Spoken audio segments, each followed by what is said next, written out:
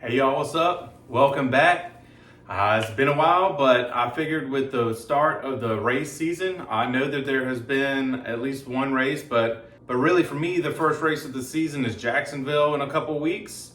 And I wanted to give particularly rookies or newcomers a little bit of ease of mind. So here are 5 tips to get you prepared and ready for race day. These are just very general tips to help calm your nerves on your first race.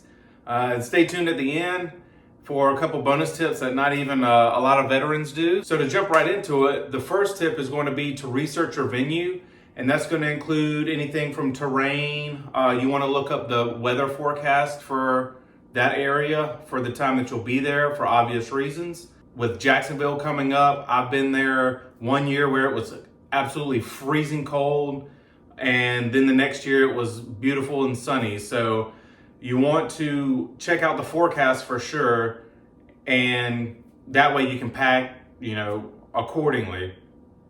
The terrain is also helpful to get you in the right mindset.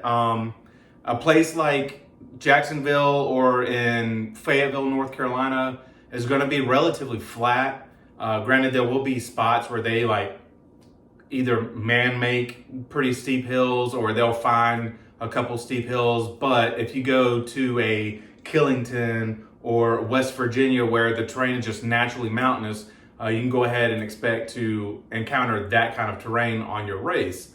So it's good to just kind of have the right mindset going into it.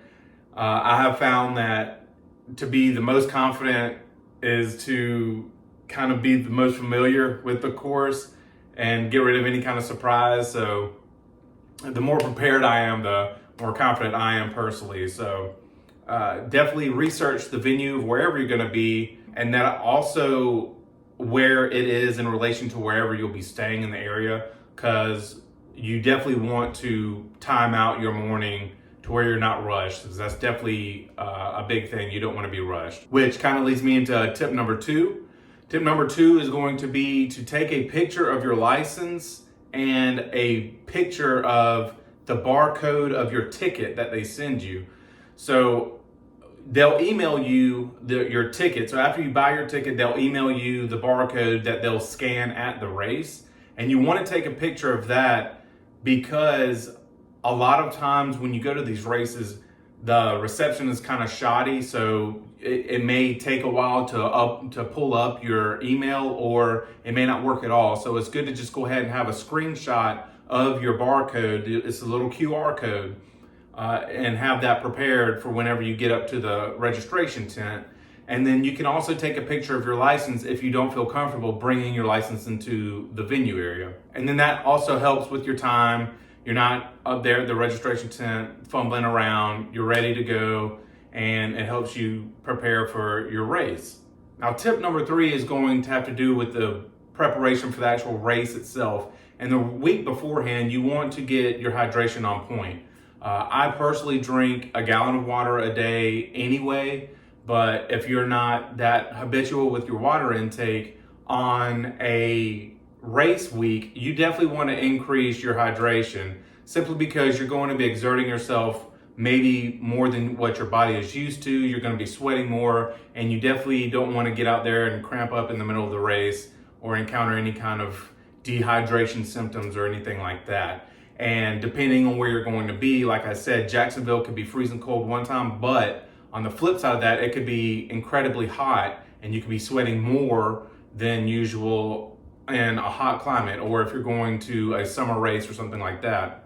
So you definitely want to increase your hydration, and keep in mind electrolytes and things like that, salt tabs. Keep those in mind, and maybe even take some with you on the race to help keep your hydration on point and help get you through the race so you can enjoy your time. And then kind of on the same token, you want to eat well before your race. You don't want to get out there with a hungry stomach and let that be distracting to you as well. I can get into specifics of that in another video if you'd like, but basically I just eat chicken and potatoes the night before, and then something very light the morning of.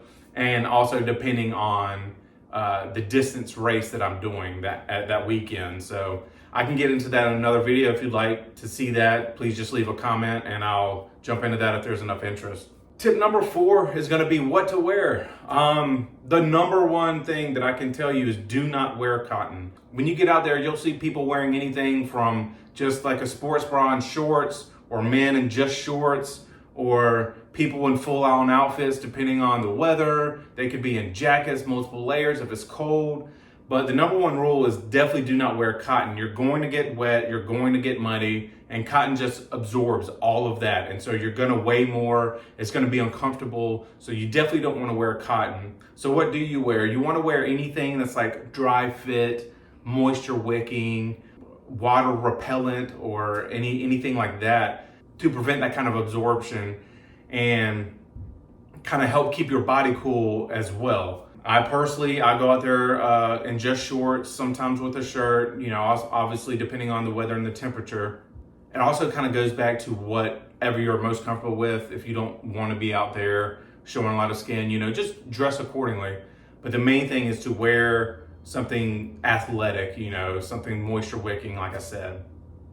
As far as socks go, I would wear something a little bit taller than like an ankle sock. I wear all the way like calf compression socks. So my socks come up pretty high.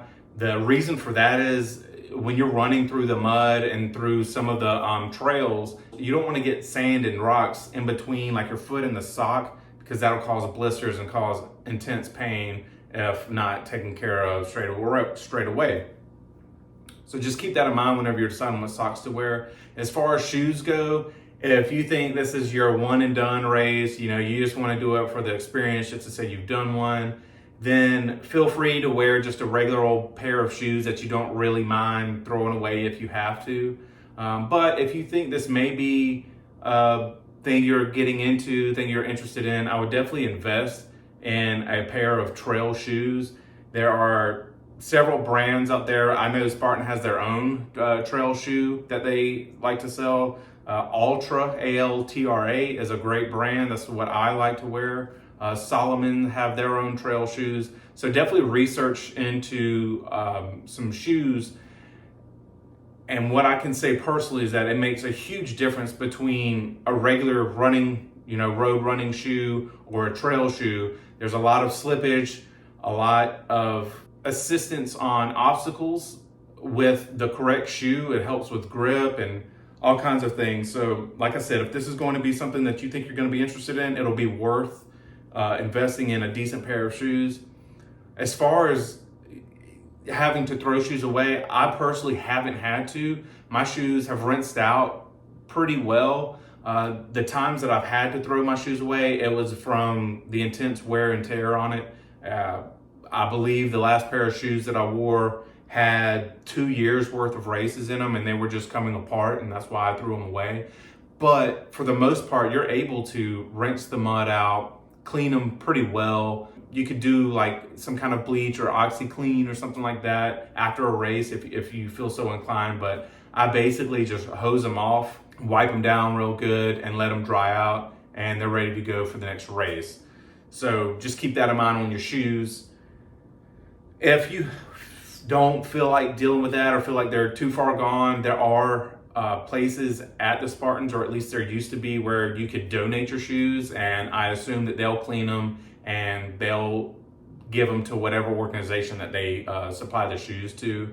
So just keep that in mind as well as you're leaving the race. Tip number 5 is to come with a bag. A lot of people think it's kind of cumbersome to bring a bag, but you're paying for it. They say it's free bag and free parking, but if you read the little tax and service fees whenever you sign up for a race, it says mandatory bag check and parking in it. So bring a bag. I have a bag. This is the bag that I take with me.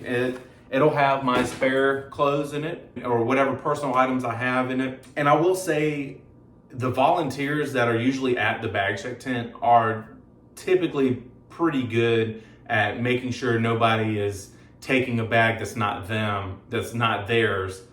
And the way they do that is they give you 2 bands, both with the same number on it. So let's say the number's 2,000. you'll have one band that goes on your bag and then one band that you wear around your wrist while you race.